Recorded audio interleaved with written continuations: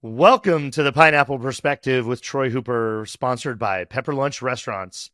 This week, we have another phenomenal guest I've gotten to know over the last couple of years. And full disclosure, Pepper Lunch is a customer of Freatz. Lucas, welcome to the show. Thank you very much, Troy. Thanks for having me. So, Lucas, we're going to get into talking about your business and your value prop and what you do for Pepper Lunch and other brands like us around the world. But first, we want to talk about the thesis of this show, and that is that we believe not only that every business is in the people business, but every business is in the hospitality business. Lucas, you run a SaaS-based technology service business for restaurants and helping us do some really interesting stuff. But what does hospitality mean to you? I think hospitality, in my opinion, is the ability to wow people. To be honest, it's very simple, but at the same time, it's really, really hard, I would say, because, in the sense that a lot of little things are happening on a day-to-day basis, but you're not actually paying attention. But maybe that's the thing that's either wowing people or pushing people away, right? And then, I think everyone's restaurant, every hospitality business actually has a mission to wow people, and that's the day-to-day thing that they have to do. You have that, really good, really bad day at work or maybe at home, whatever, and then when you go to a restaurant, either you want to have a memorable experience, or you don't want to get annoyed a little more during that day. But when you actually deliver satisfaction, when you actually deliver that wow factor, when you actually wow people, that's the hospitality. That's what they're looking for. And then, as I mentioned, sometimes it's very easy, it's very simple, but sometimes so hard to see that whenever you see that, it's like, oh, damn, yeah, of course, it's it. It could be one tiny thing that you do, could be 1 million little things, but the important thing is you always have to keep, let's say, tracking or understanding and paying attention to consumers in order to know, okay, how can I increase that ability to wow people, to wow my customers? Because if I do that, and then I'm delivering the best hospitality business that I can. So, Lucas, in your business, Freatz, and a SaaS service based delivery business, how do you wow people? How do you bring this thesis of hospitality that you call the wow factor? How do you bring that to your customers?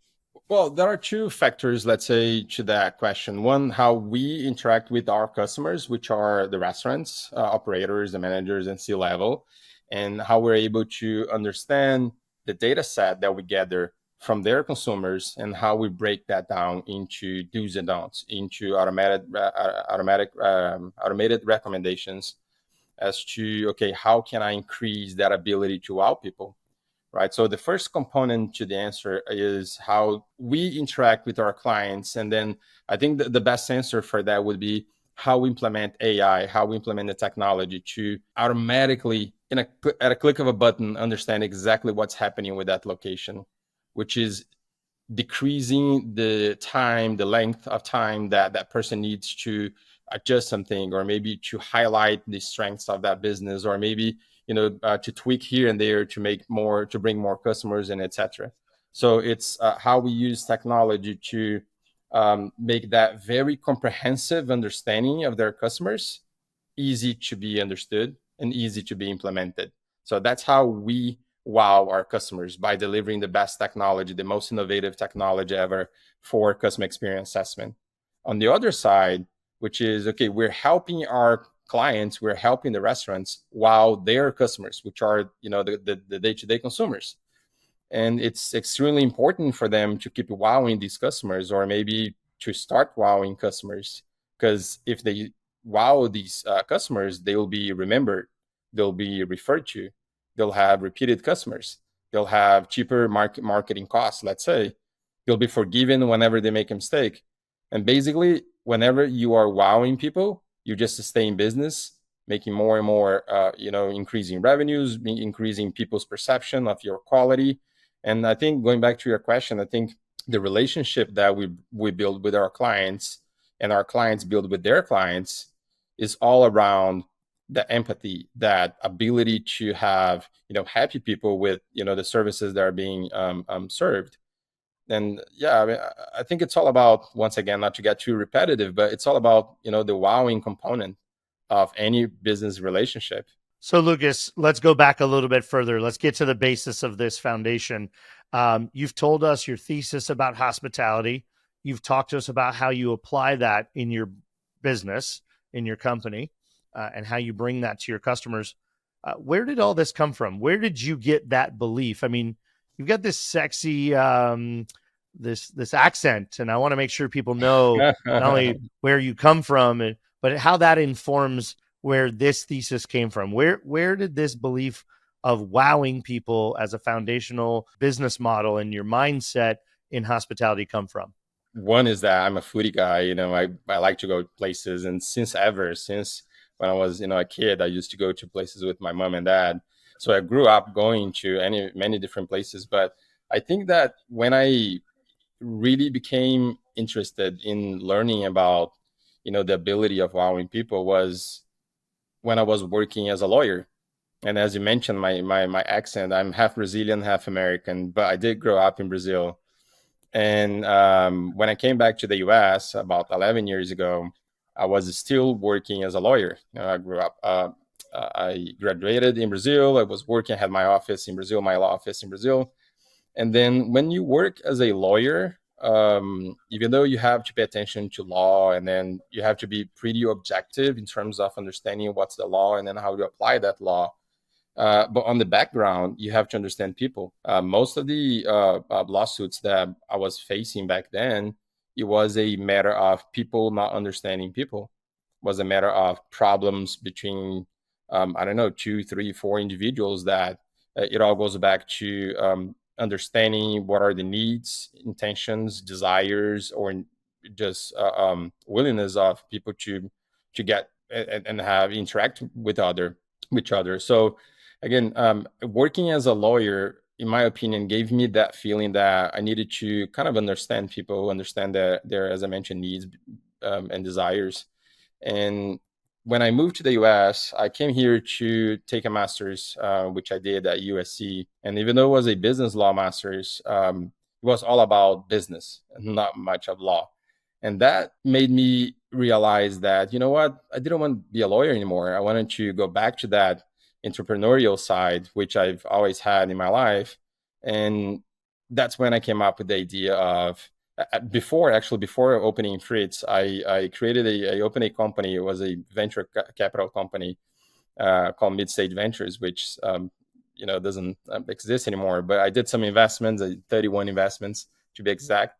But then while I was there, trying to understand people, trying to help these people achieve their dreams, I was like, you know what? What about my dream? What about my willingness to get something greater? And then if I have to understand the public or the audience or consumers, if that's a part of me, and if I like going to restaurants and etc. So it all came back together to be the basis for Freatz. There are other components as well, founders, my co-founders that had the same idea around the hospitality metric that we called back then. Anyway, so a couple of different items here and there, but I would say that most important one in my mind was that interest in getting to know the subject part of people's interactions and whatnot.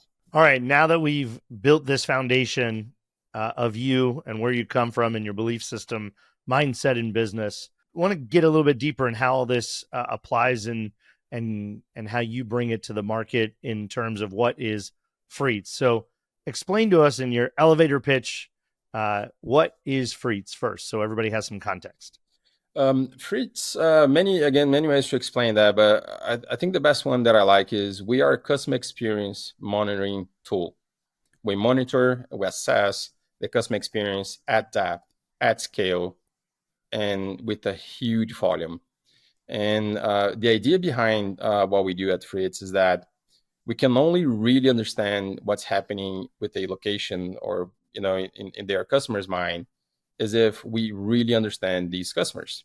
And the only way for us to really understand a group of customers is if we have volume of people that are being assessed, volume of questions, volume of months, and etc.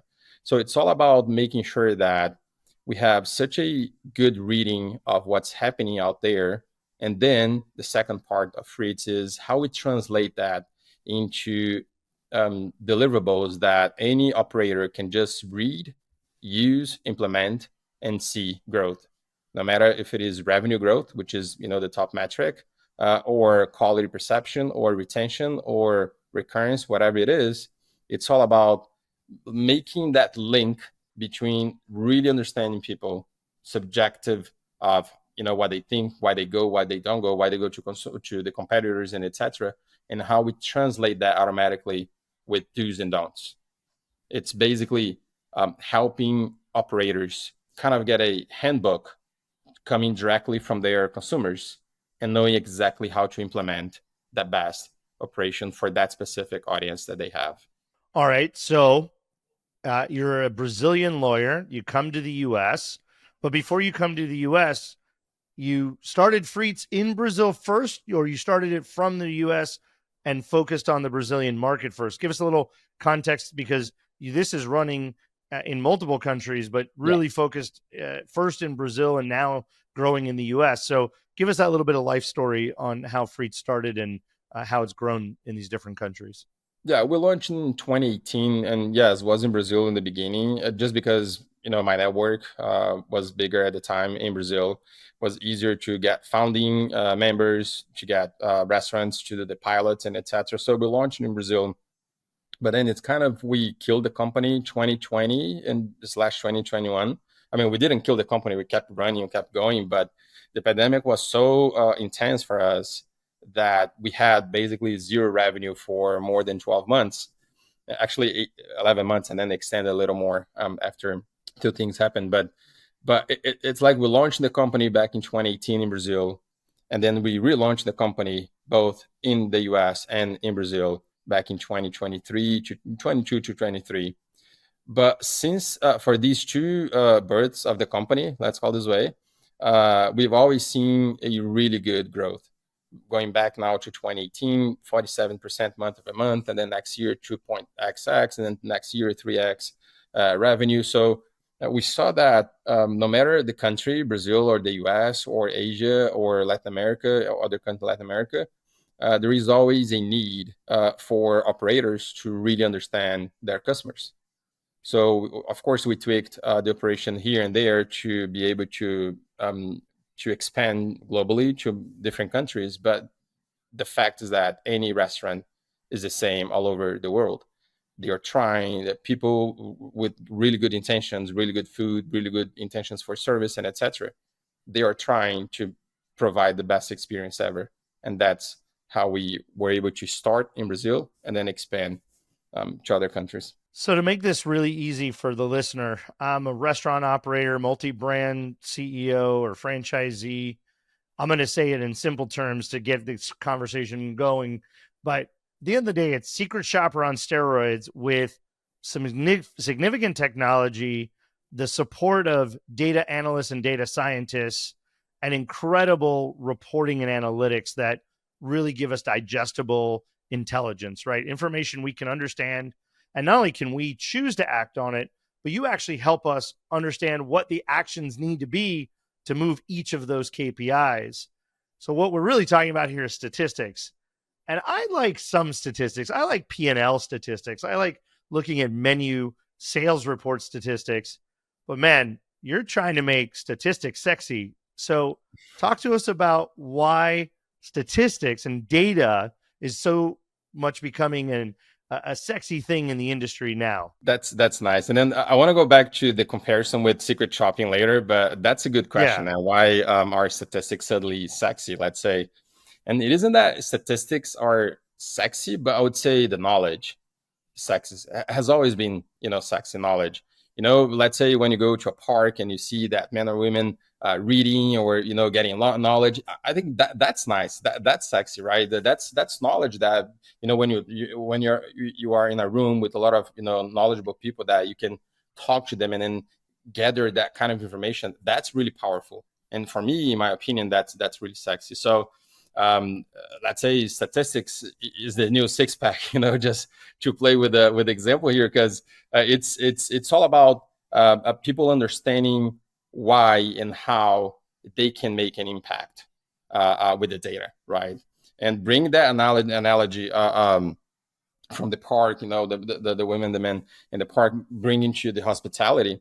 It's like if you're reading that book, and I think I mentioned that before, if you have a book or a handbook that brings everything that you have to do in your restaurant, not a book written by a guru or anyone that is knowledgeable, but it isn't running your specific restaurant. But if you have a handbook that was written, let's say, by your customers, that's exactly the knowledge that you're looking for in order to increase and to get better, even better quality perception. So that knowledge nowadays, it's really more important because also people are more professional in running their business and etc. But of course, there is a boring part to statistics, which is, or the science of statistics, which is why is it relevant and how that plays, what kind of component that plays into understanding the data set and applying the data set. And the easier way to explain why statistics is relevant is basically volume, right? There are so many more academical approaches to that, but volume would be very important to bring, which is volume of the right consumers being surveyed, the right consumers talking about the places. When I say right consumers that would be going there anyways, consumers that know you, that they always go to your places. Volume of metrics, a lot of KPIs. Any operator, they have to pay attention to 100, 120, 150 things, different things and actions. When you do only 2, 3, 4, 5, 7 question survey, you're not actually understanding everything that's happening. You get only one tiny component. So you don't have that volume of understanding that you need. And also volume of months being assessed, because your January is different from February, which is different from August, and etc. So it all goes back to the sexy part is the knowledge. And the knowledge is that we gather from the consumers with high accuracy, and that accuracy comes from the volume.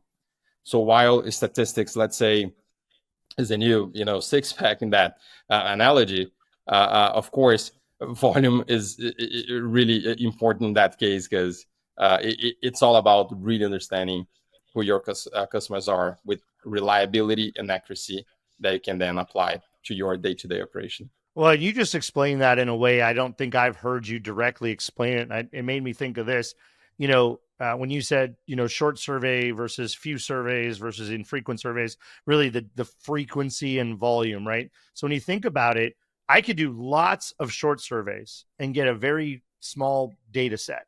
Yeah. I could do a very long in-depth survey very infrequently, which is the old secret shopper, right? And get a lot of great information in that one moment at that one place by that one person. Or like with your system, not only can I get a long survey that we participate in creating the importance and value set of those KPIs, we can get many of them per month, per location, and we can do it over a long period of time, which allows us to see trends.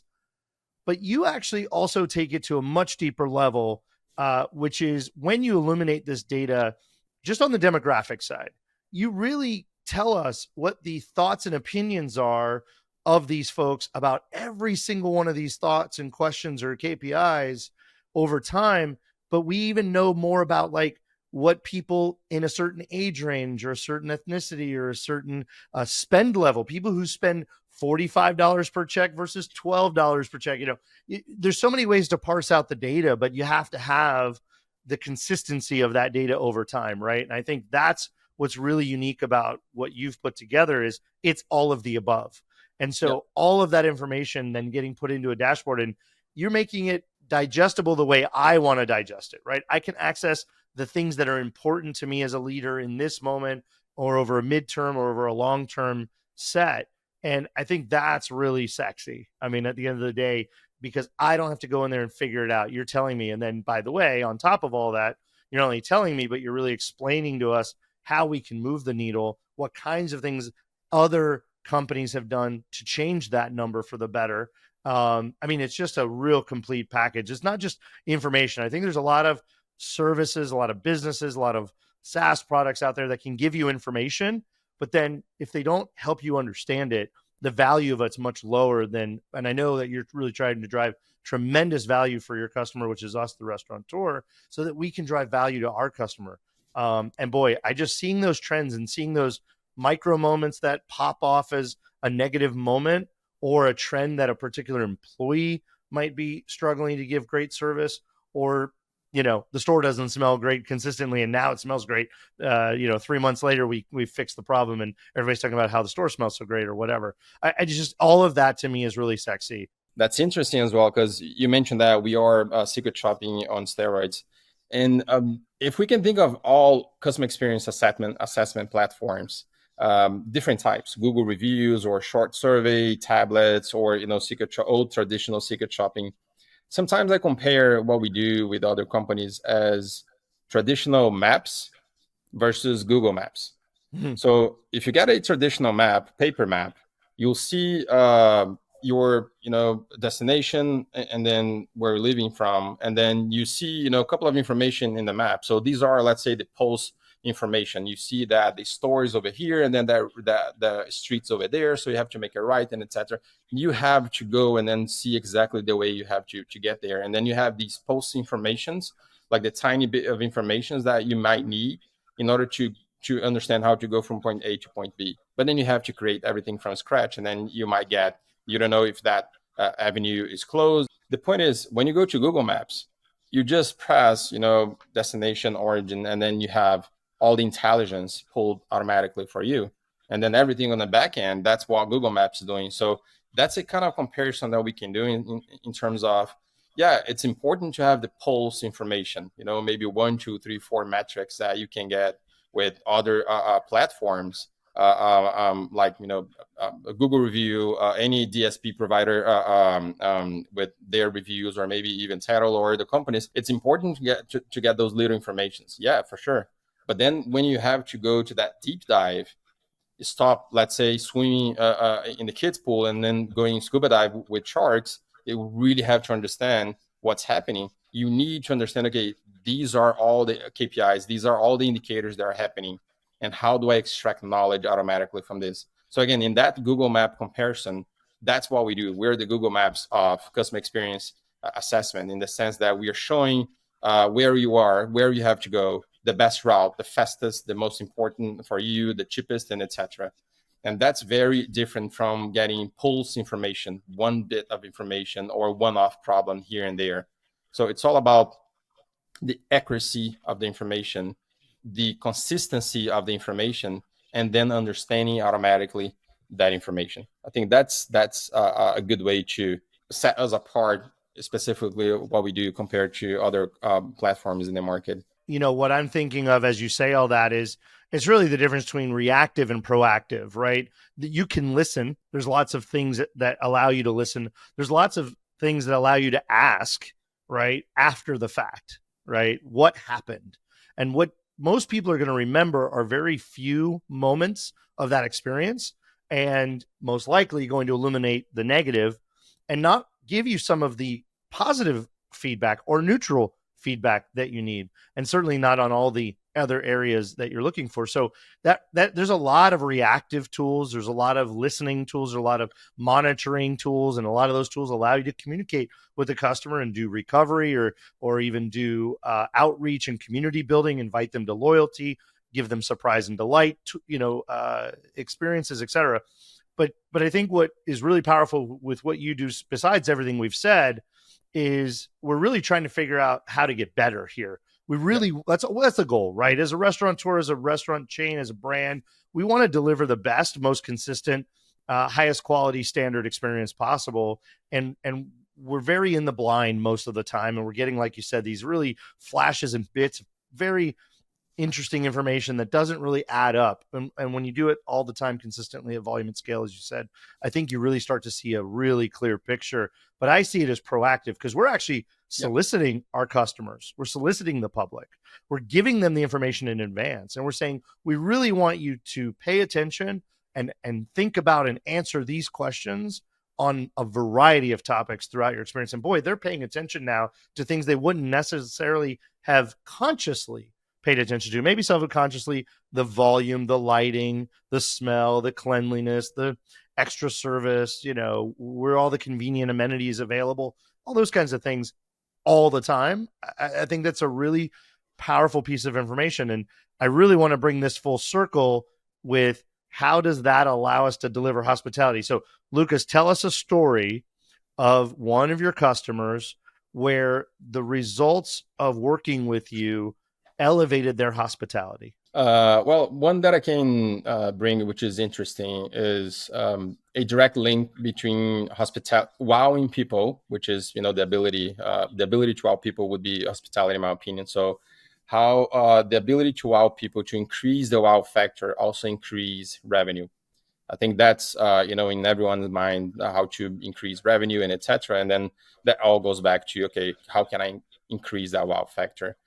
So a chain client of ours, 400 stores, they decided to run a proof of concept with us.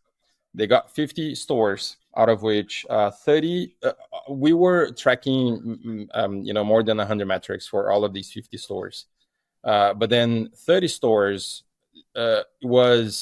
we decided that they would not pay attention to the data set. We would just track the stores. And then for 20 stores, not only we tracked the stores, but also we sent all the recommendations, all the do's and don'ts. And then they were proactively implementing that forecast that we were showing them. And many things happened. Many things, we were able to find many potential problems and potential strengths that they had. Goes back to product, flavor, presentation, managers, specific problems with field managers, cleanliness, organization. So many different issues, but we were able to go from 100-ish KPIs that we tracked, and we drilled it down. We broke it down into the 7 most important KPIs. And these KPIs, on top of understanding the seven most important KPIs, we listed 10 actions per KPI that they should take. We also help them change their field consultant checklist, that they had that specific checklist they had to go to. So we help them change that. So, and then these field consultants, the managers, they were actually implementing the actions that we suggested. And then, of course, the actions that the operator decided that should be implemented in order to increase even more.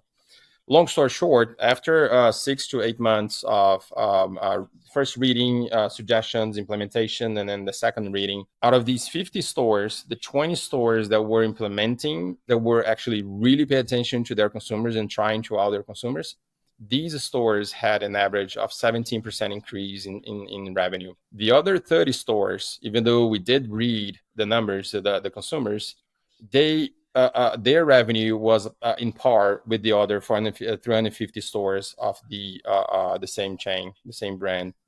So that brings me to 2 main conclusions. One, if you're getting data, if you're buying data or getting data, but you don't use the data, that equals to nothing. Doesn't matter if you're getting data from so many different places. If you're not implementing all the intelligence that you're getting from this, that doesn't mean anything. And then talk about intelligence, data intelligence. When you have unreliable data, that will lead to unreliable intelligence. When you have reliable data, that will lead to reliable intelligence. But then the second takeaway from that specific case study is that it pays off to wow the consumers.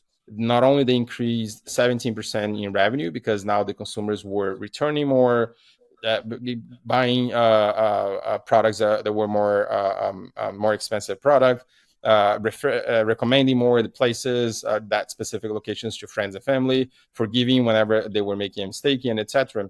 But also they decreased in 12% the churn. They were losing about 30% of their consumers. And then after making all these changes and making sure they were paying attention to the customers, now they're not losing 30% anymore. And now they're losing 12% less.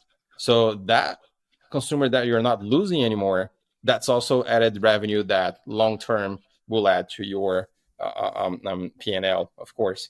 So that's one quick example. I could bring so many others with proactiveness to sell add-ons or upsell, or cleanness, or just menu revamp, or remodel the whole thing, the whole location. Anyway, so many different examples. But going back to your point, it isn't about being reactive. Oh, I saw a problem, I want to fix that problem. It's about being proactive in foreseeing the trends, foreseeing the needs of change. That's all about the implementation of what we do. Well, and I'll say, while you're talking, what's really important to highlight about that is that this information, the data and the suggestions and the tracking and all of that is not just for the CEO. It's not just for the COO. That what we've done is we actually started at the line level with the entire staff, and of course we told the store shift leads, store managers, regional managers first what the intent of this. This is not a gotcha game. This is not a like typical hotels. Ooh, the secret shopper's here. We figured it out. Everybody act good. Like that's not what this is about. This is about caring about the information and then acting on it and creating strategic processes, campaigns, focus on these handful of things. Like you said, in that case, it was 7 items, might be 3, might be 5, but taking on these things that really matter, that really move the needle in that wow factor to your customer. But we see it as everybody has to be on board. This is the CFO, CEO, COO, HR, shift leads, trainers, everybody in the business really needs to be clued into this because there's so much information in width and depth, as you said earlier, that it really touches all points of the business, and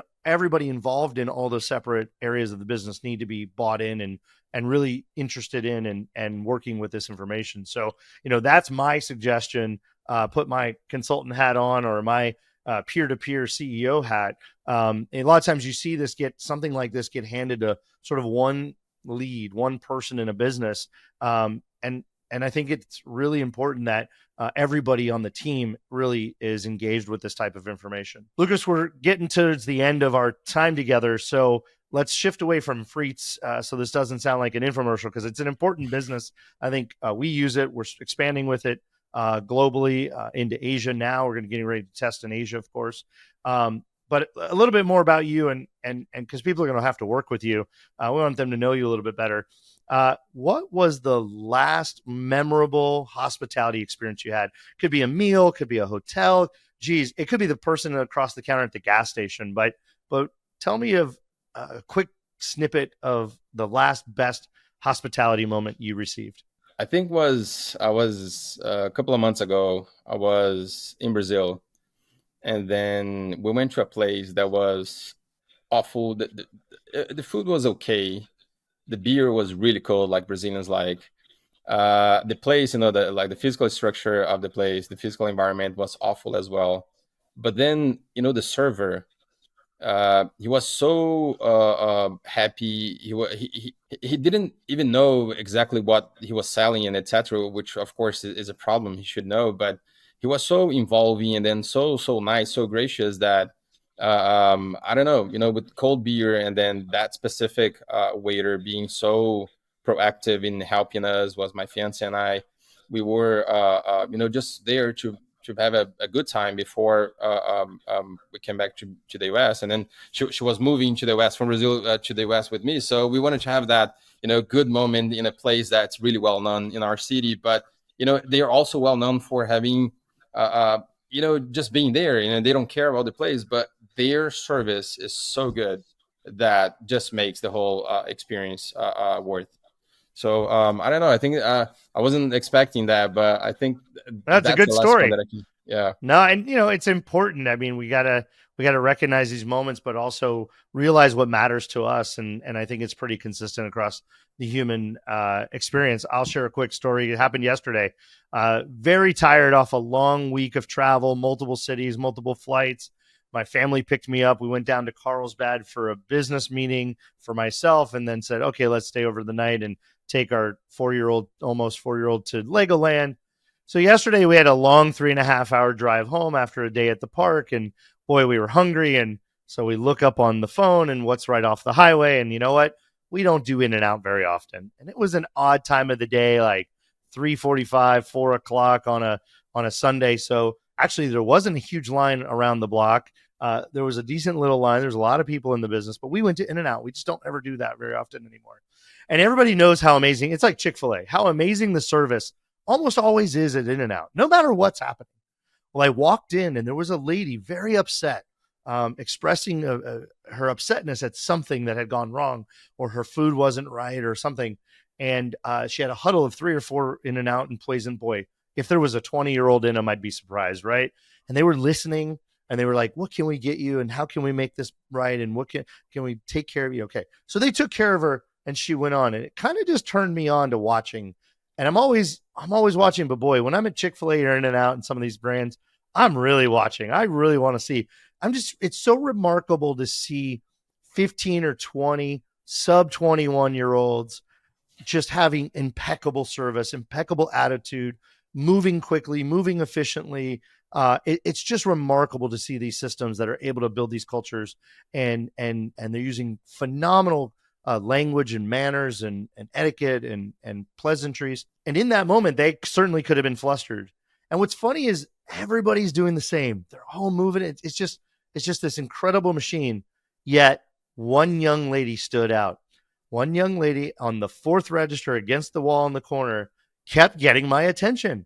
All of them were taking orders. They were all using please, and they were all saying nice. Everybody was doing it perfectly. Yet in an environment of perfection, in an environment of excellent service by all, one still stood out. And it was her personality, her enthusiasm, her energy, her voice tonality, her smiling while she spoke. And imagine, in the perfect scenario, one could still stand out to be above all the rest. I thought that was remarkable, and I think it's no surprise to most that it would be at an In-N-Out or a Chick-fil-A in this case. It was an In-N-Out on a Sunday afternoon at a pretty busy time. And congrats for them for being able to keep that, because it's a high turnover business, because there are teenagers and then they want to go to the next job, but they're always happy, consistent in terms of helping customers. And it's all about expectation, and you went there with that expectation. There is a restaurant in Japan, I believe. It's called the Restaurant of Forgotten Orders, which is all the waiters, they are elderly with dementia or partial dementia. And that's the expectation. Consumers go there knowing that orders will be forgotten, or maybe half or 60% of that. And that restaurant has a 97% wow factor rating. That's all about expectation. You have yours with In-N-Out. I have the same with In-N-Out, and they are amazing in keeping that deliver over and over and over. That's really good. Yeah, it comes to investment, right? Investing in understanding your customer, listening to your customer, tracking those KPIs, and then really spending time with the team. Like you said earlier, the only time you're going to take that information and make it actionable into money in the bank is by actually actualizing that information and doing something with it positive and staying on top of it and being aware of it. And that's what you provide. Lucas, it's been an amazing conversation, very enlightening. I hope for our listeners, I think they've hopefully learned something. They found out about you. How do people find out more about Freatz, and how do they find you to check you out?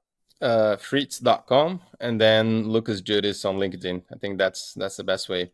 Well, that information will definitely be in the show notes. We'll put links in there. We'll make it easy. FREATZ, Freatz.com. Thanks, Lucas. It's been great having you. We'll look forward to seeing you again soon. My pleasure. Thank you very much, Troy. Thank you for listening to The Pineapple Perspective. If you loved today's episode, leave a review and a 5-star rating. I look forward to welcoming you back next time.